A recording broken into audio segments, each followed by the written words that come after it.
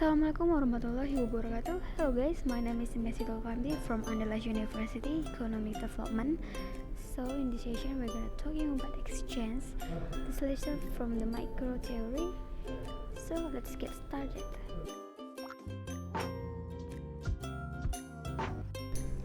We have viewed the demand and supply functions for a good as depending on its price alone, disregarding the prices of other goods, but in general the prices of other goods will affect people's demand and supply for a particular good.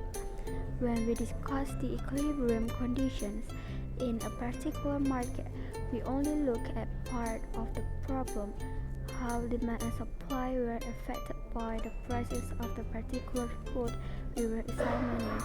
This is called partial equilibrium analysis. In this chapter, we will begin our study of general equilibrium analysis, how demand and supply conditions interact in several markets to determine the prices of many goods. First, we will limit our discussion to the behavior of competitive markets, so that each consumer and producer will take prices as given and optimize accordingly. Second, we will adopt our usual simplifying assumption of looking at the smallest number of goods and consumers that we possibly can. Third, we will look at the general equilibrium problem in the two stages. We will start with an economy where people have fixed endowments of goods and examine how they might trade these goods among themselves. No production will be involved. This case is naturally known as the case of pure exchange.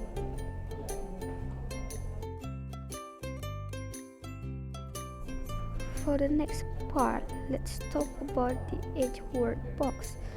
There is a convenient graphical tool known as the EDGEWORTH box that can be used to analyze the exchange of two goods between two people.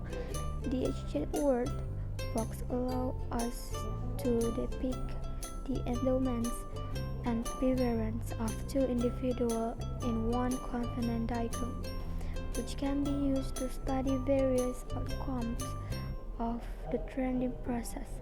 In order to understand the construction of an EDGEWORTH box, it is necessary to examine the indifference curve and the endowments of the people involved.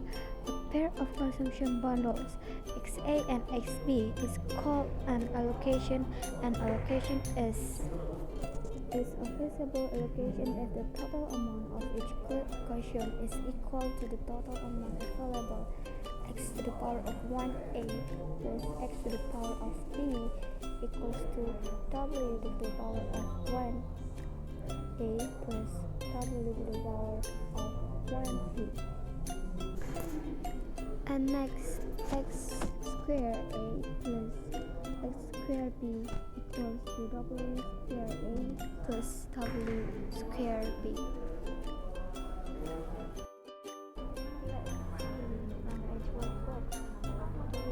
The box measures total amount of goods in the economy, and in the height measures the total amount of second good.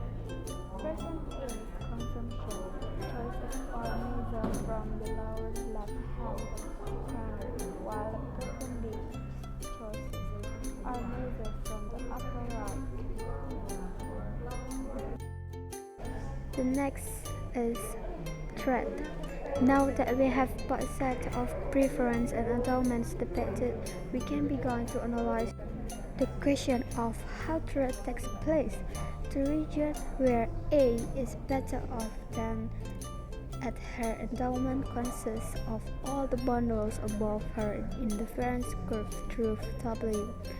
The region where B is better off than at this endowment consists of all the allocations that are above from his point of view, his indifference curve through W. There is nothing particularly special about the allocation M. Any allocation inside the land-shaped region would be possible for every allocation of goods in this region is an allocation that makes each consumer better off than he or she was at the original endowment. We only need to suppose that the consumers trade to some point in this region. Now we can repeat the same analysis at the point M. And how about Pareto efficient allocations? An allocation such as this is known as a Pareto efficient allocation. The idea of Pareto efficiency is a very important concept in economics that arises in various cases. A Pareto efficient allocation can be described as an allocation where, the first, there is no way to make all the people involved better off. Second, there is no way to make some individual better off without making someone else worse off. Third, all of the gains from the trade have been exhausted. Fourth, there are no mutually advantageous trades to be made and so on. The set of all Pareto efficiency points in the EDGEWORTH box is known as the Pareto set. Otherwise, there wouldn't be vinyl because there would be some improvement that could be made. That's a Pareto efficiency allocation curve. There are two goods, the first good and the second good, and 2%, the 8% and 3%. A Pareto efficiency allocation at a Pareto efficiency such as M. Each person is on the highest possible in the previous curve, given the indifference curve of the other person. The line connecting such points is known as the control curve. The next part about the market trend. The equilibrium of the trending process described above. The set of Pareto efficiency allocation is very important, but it still leaves a lot of ambiguity about where the agents end up. The reason is that the trading process we have described is very general. Essentially, we have only assumed that the 2 points parties will move to some allocation where they are both made better off. If they have particular trading process, we will have a more precise description of equilibrium. Let's try to describe a trading process that mimics the outcome of a competitive market. We say that the market is in equilibrium. More precisely, this is called a market equilibrium, a competitive equilibrium, or Walrasian equilibrium. Each of these terms refers to the same thing. The algebra of equilibrium. Actually, this definition is stronger than necessary. It turns out that if the aggregate excess demand for the first good is zero, then the aggregate excess demand for a good must necessarily be zero. In order to prove this, it is convenient to first establish as property of the aggregate excess demand functions known as Walras law. Walras law, that is, the value of aggregate excess demand is identically zero, to say that the value of aggregate demand is identically zero means that is zero for all possible choices and prices, not just equilibrium prices. The proof of this follows from adding up the two agents' budget constraint. Consider first agent A. We can now demonstrate that if demand equals supply in one market, demand must also equal supply in the other market. Not the Walras law must hold for all prices, since each agent must satisfy his or her budget constraint for all prices general.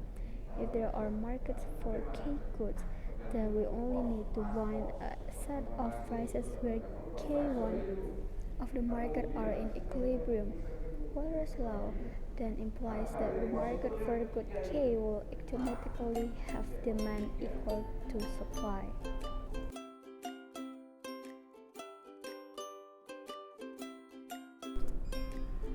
And the next part about the existence of equilibrium, we might well ask, how do we know that there is any set of prices such that demand equals supply in a very market?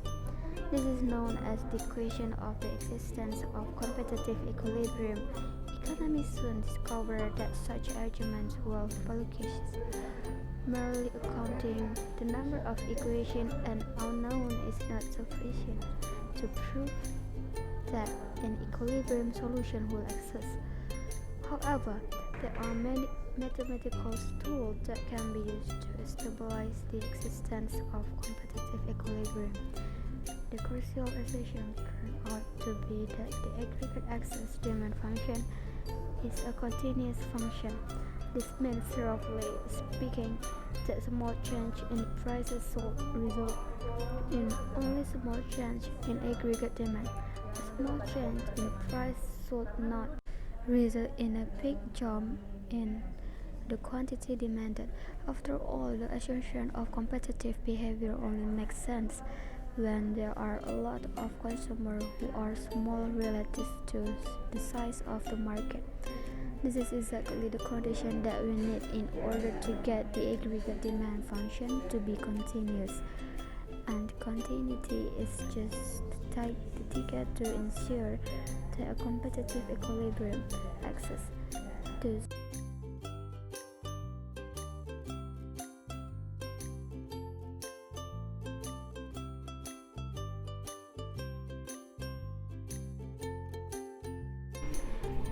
and the last part, equilibrium and efficiency.